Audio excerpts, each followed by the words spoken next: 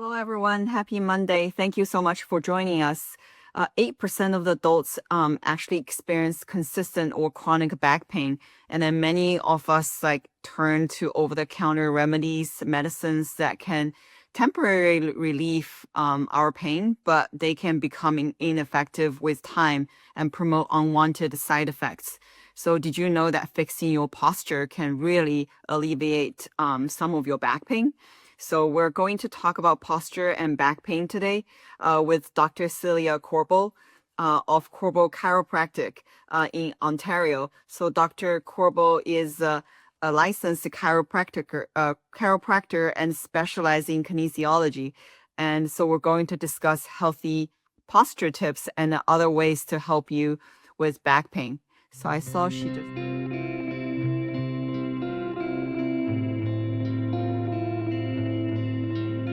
Hello, hi, Dr. Hi. Hello. How are you? Good, how are you? I'm good. I'm good. Nice to see you. Nice to see you. Thank you so much for taking the time. This is a topic we have not touched, and it's really impacting so many people. So thank you so much. Yeah. Well, thank you for having me. I'm excited to be here. Yeah. So before we start, tell us a little bit about your background, like how you became a chiropractor. Sure. Yeah. Yeah. So it's all started from when I was younger. I've always had a passion for the human body, for learning about the human body. And when I was in school, I did my specialized honors in kinesiology. And to be honest, I was undecided. I didn't know what I wanted to do afterwards. And then my mom, of all people, encouraged me. She's like, look into chiropractic. And I did, and I read about it, and it just sounded like such a wonderful profession because I love to work with my hands. So it was a good way to be in the medical field, but to be hands-on and to do all the healing that's involved with it to help patients out. So what does a chiropractor do? Yeah, so basically we're in Canada, at least we're a regulated profession. We're very hands-on, as I just mentioned. We are non-invasive, so we're not taking anything in or out of the body, and we're very patient-centered. So we focus our treatment plans based off of patient care. And we're specializing in the spine, the nervous system, as well as joints and muscles. And the way we do that is through the adjustments that I'm sure many people have watched on YouTube, all that cracking that goes on. That's one of the ways that we treat our patients through the adjustments, as well as through soft tissue therapy, like muscle work and joint mobilization, things like that. So who would be beneficial to get seeing a chiropractor? I'm going to be very broad and very general with this answer, but anyone with the nervous system. So basically anybody.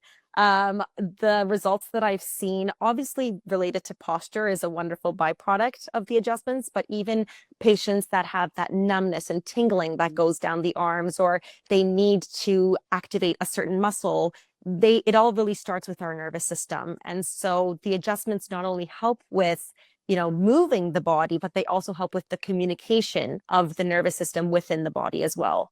Oh wow, I love this because Yeah. oftentimes people just think about chiropractic as adjustment, but not Yes. really linking to the nervous system. And if you link to the No. nervous system, just wow, it really opens up so many things. Absolutely. There's actually being research to show that it affects the prefrontal cortex. So that's the front of the brain that helps with decision making and personality, judgment, but that's even the area that controls our motor movement. So it does definitely help with that, but a lot of other things as well. And also Oh how wow. we deal with stress. And I think that's another really big one considering the past 2 years that we've had. If you can regulate your nervous system, you can help regulate your stress. Definitely. And Yeah. and posture is sort of like the first gateway into getting to know chiropractors. Yeah, a lot of people, I've had patients that have come into the office, and one of the things that I ask at my initial assessment is what brings you in? And a lot of people want that correction in their posture. They want that aesthetic, tall and strong type of a body. So that's definitely something people come in for. Yeah. So how do you describe posture? So posture, the definition of it is how we hold our body, right? Mm. I usually, so as you probably have seen my Instagram reel, I said there's 4 different types of posture. There's really 2 categories of posture. There's the dynamic, which is your moving posture, And then there's the static, which is your non-moving posture. And then those can be broken down further into your walking, your sitting, your standing, your sleeping, all those things. So really posture is how we hold our body. I'm going to take it one step further, and I'm going to also say it's a reflection of our nervous system, because again, your nervous system controls your muscles. So if your muscles are weak and if you're hunched forward a lot of the time, that tells me that your nervous system needs to be upregulated. If it's too extended and it's too, activated, we need to regulate the nervous system. So that's my one step above just the aesthetics of posture. You kind of like answered my question, because I was just gonna mention you had that post about 4 types of posture, and I was gonna ask you to walk us through the different types. And then Absolutely. What's a good posture in each type? I can definitely still answer that question. So as I just mentioned, we have the dynamic, which is the moving posture, and then the static. So for the static, let's talk about sitting first. Again, ergonomically, people think, 90 degrees, sitting up straight, legs at 90, elbows at 90. So we think of a very, upright and strong posture, but the best posture when sitting is a changing posture, because you want to be able to engage different muscles as you're sitting and not really moving at your desk. So change it up every once in a while, but it is good to maintain a nice posture as well. So just make sure you're not getting into an area of pain when you're sitting for too long. Nothing's going numb if you're sitting on your foot. So things like that. But you definitely want to keep the core engaged, and you want to keep the shoulders down, and back is going to be like the shoulder blades. You want them to squeeze together just a little bit, just to help keep the chest open. Because when you're sitting, and I can see if I can get here with my cord, but when you're sitting and if you're hunched like this all the time, you're compressing your digestive system. Your lungs are going to be in that collapsed kind of state. So breathing might be a little bit challenging, and it's not something we really notice. We don't really pay attention to our breathing on a conscious level. So just to help open up some more organs. So that would be for sitting. For standing, I would encourage the same thing. Try and keep your core engaged. And one of the ways that we can do that, and this is a bit descriptive, but pretend you're stopping a stream of pee, of urine, essentially. That will activate a muscle called your deep transverse abdominis, which will actually help to engage your core, but also your pelvic floor when you're walking. Take nice, deep, big belly breaths as well. That will help with the diaphragm and also lung capacity, so we can get more oxygen as we're walking. And then again, shoulders back and shoulder blades pinching together. It's kind of a lot for standing, but just really breaking it down. Finally, for sleeping, that one, I actually have my table here, but the way that you should sleep is on a side posture is really good. A lot of people think back sleeping is the best. It's actually not. It's purely just for marketing tactics, but side sleeping is really good. And even stomach sleeping is really good. I know I'm going to get a lot of heat for that, but sleeping on your stomach is the proper way to sleep, because you are supposed to turn your head to either side, and it also helps a lot with breathing. So when you're sleeping on your stomach, make sure you're doing it pain-free, obviously. But another really good way I get patients to transition into that sleeping posture is by putting a pillow in between the legs. This will help to prevent the hips from slanting down so that everything is more even, you could say. Oh, wow. Yeah. This is so cool. I think with a standing and a sitting, engaging the core is something that people don't really think about it often. No. That was a mistake I made. I didn't realize what it means to engage the core. Yeah. And then when people just thinking about sitting straight, which I used to do, you're almost doing a back bend if you don't engage your core, which is really bad for you. Yeah, and a lot of back pain can come from that because you're just over compressing. I have my little spine model here, actually. Like if you're sitting like this and you're like this, you're not engaging your core, you're just compressing the vertebrae of the spine. Whereas if you engage your core, you can maintain a nice spinal curve, but the muscles are doing the majority of the work as opposed to just crunching everything together. Yes, similar for standing or walking. Similar for standing or walking, exactly. Yeah. It took me a while to really learn, and then learn how to practice that way, because we don't really think about it. We're just standing straight, and then you start doing the back bend, which is yeah. And to actually walking is the hardest thing for your nervous system to do because it's a muscle, it's an activity that requires your muscles to be both on and stabilizing or off, you could say. Mhm. So it's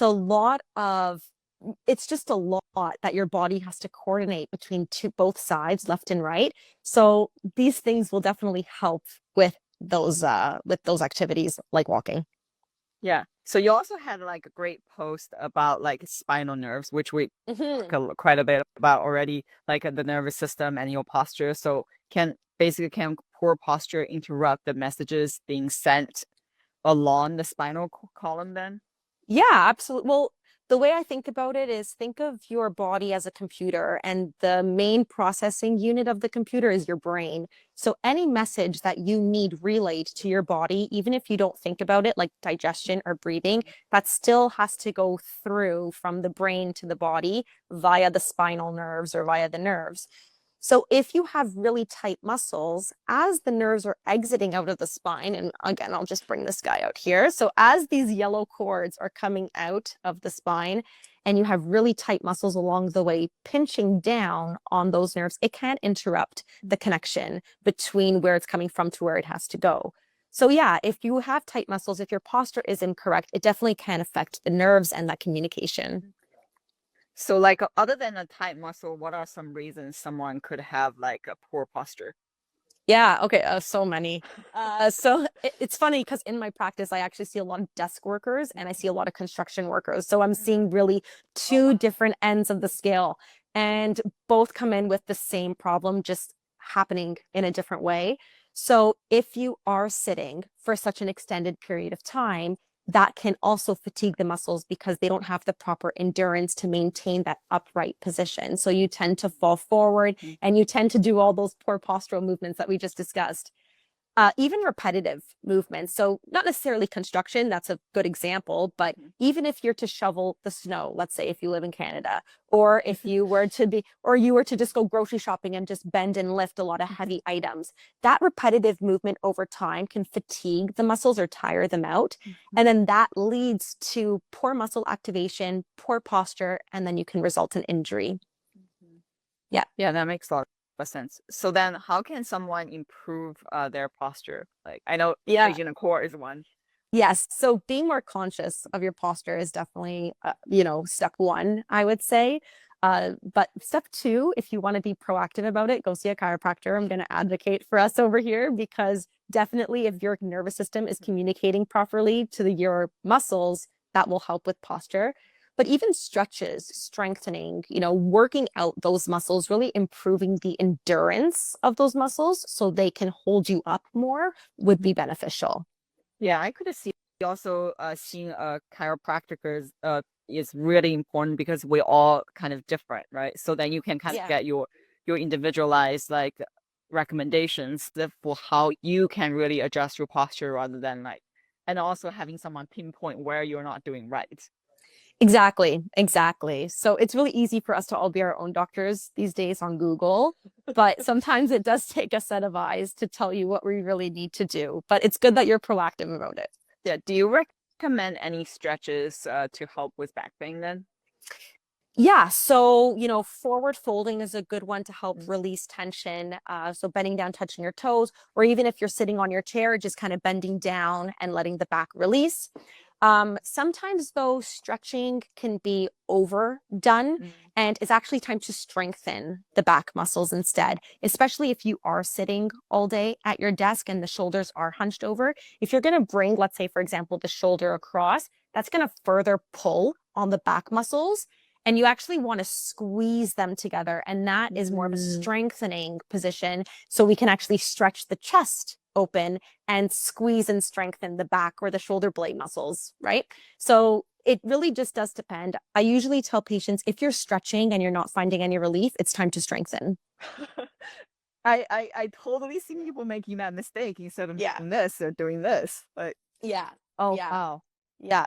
Another really good one as well is a cobra. So not a full cobra where you're pushing up on the arms, but if you lay on your belly, lift your chin up so you're looking to the horizon. Don't look all the way up. but just to the horizon, and then just push up. Use your back muscles to lift your front body off of the floor or off of your bed. That'll also help to engage the muscles, specifically the ones that are running along the spine. So that would also be a really good exercise to do as well. Wow. So what type of service do you provide? This is you're just like a wealth of knowledge. Oh my gosh, thank you. Well, I'm a chiropractor. So basically, the adjustments is what I provide to my patients. I also do acupuncture as well, which I find to be a really, really wonderful treatment for those that don't like the cracking noise or they just need more muscle attention compared to, everything in combination with the adjustments. I really like to focus on nutrition as well. It's not a main part of my practice, but I do give patients recommendations about supplementation and also nutrition plans if they, wanted to make some adjustments in their diet. Which makes sense because these things are all connected. Yeah, I always say it's physical, it's chemical, and it's emotional. If you have those three things in check, your life can be a lot easier. Yeah. It's hard though. It's hard. It's not as easy as it sounds. So what does a consultation with you look like? Yeah, so my very first consultation when meeting a patient is the longest consultation. And basically, we're diving into the health history of a patient. So they're basically telling me everything that's going wrong, as well from the present day as well as in the past. And then we do a physical exam. So I actually like to see how patients walk. I have a gait or a walking analysis tool that I use so we can see specific forces that are going through the foot and how that can affect your posture and your body. And then giving the body a feel, getting the body to move through different ranges of motion. After that, I like to educate the patient about what I found because I feel like a lot of people, they lack that why. Like, why is this going on in my body? Why is this affecting me to this degree? And so I want to fill that gap after I've done my physical exam so they can really take some knowledge with them so they can understand the purpose of them coming to see me. And then if everything is okay, no what we call red flags or no, reasons to go to an emergency room, God forbid, but then we would do an adjustment. That is really cool. I love the explaining why. I felt like that's probably the only way for people to really sustain a long-term behavior change if you want them to really change their routines and then do better. Yeah, and I tell my patients, like, I've been a patient too for a long time, my whole life. And I know how frustrating it could be to not have the answers or just get shrugged off to the side. Oh, you're fine, you're normal. It's all in your head. It's really discouraging as a patient because you're not equipped with the tools and the knowledge that a doctor has had over the course of their educational career. So to fill in that gap and to get people to really understand, I think is the most important thing, even more so than a treatment, you could even argue. Absolutely. Yeah, knowledge is power. Absolutely. Yeah. We do have one question. Yeah. So this audience said to stimulate a weak core and poor posture, what are some recommendations for core support belt for petite person that I can wear, especially sitting for a long time? Okay, so my understanding is she's asking it about a back belt, correct? Okay. Any support with core support? To be honest, a back belt is a great tool that you can use. I wouldn't necessarily put the back belt on and then slouch the muscles underneath. I would still try to maintain that activation in the core. So again, activating your deep transverse abdominis, which is a mouthful, but that core muscle. So pretend you're holding in a stream of pee or stopping a stream of pee. That would be the main muscle to activate in that regard. Simply put, because the back braces that people have, they usually put them on and then they expect that to do all the work. And that's when a lot of injury can actually still happen. So put the back brace on more as a sensation guide to where your body or where your core is during the day, as opposed to a reliance. You should really want to build your own back brace, your own core. Absolutely. Somebody also asked about swimming. Swimming's great. Yeah. Swimming's a good one because you're not working with gravity. Like, you're working against gravity. The buoyancy is keeping you up. Would I recommend it as your only form of exercise? No, because you do want to have force, like, the impact of the ground and gravity going through the joints, because that'll help to get them to be stronger and more functional. But swimming is a really good one in the preliminary stages of rehabilitation, or if you just want to change up, different muscles that you're using, swimming is a really good activity to do. it sounds like if you're like doing swimming, you should add on some other exercise too. So you Yes. can practice different muscles. If you're like not doing swimming, then maybe adding on swimming can also help. Yeah, exactly. It's a really good adjunct to another form of exercise. Like, for example, Michael Phelps, he didn't get those muscles swimming. He also goes to the gym. He does his strength training. He does his, conditioning. So you have to do a little bit of both, a little bit of everything. Oh, wow. So thank you so much for You're providing us welcome. all this great knowledge. So, and then encourage everybody to follow Dr. Corbo at dr.celia.corbo, and then we'll have all the information in our LinkedIn bio, so you guys can follow Dr. Corbo. So thank you so much. Awesome. Thank you. Thank you, everyone, for joining. Yeah, thank you everyone for joining. Have a good night. Bye. Take care. Bye.